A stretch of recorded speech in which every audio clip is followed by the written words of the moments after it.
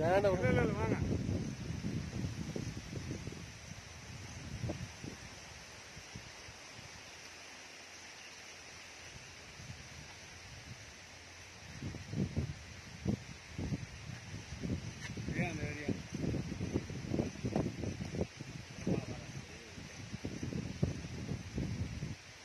இந்த சாலையும் சேருமாங்க. நான் ஒரு தலை தான் சேராது. நான் ஒரு தலை இருந்து கலக்குங்க.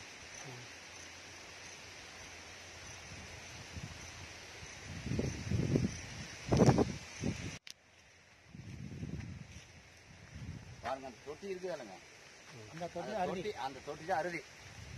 அதுல வந்து அந்த பக்கம் வேற ஆளுது தொட்டில பாருங்க இப்படி போகுது ஆத்துக்கு. அந்த பக்கம் அங்க ஒரு ஆறு அப்படி வருதுங்க. இந்த கடைசி அந்த அருவி தெரிஞ்சலுங்க.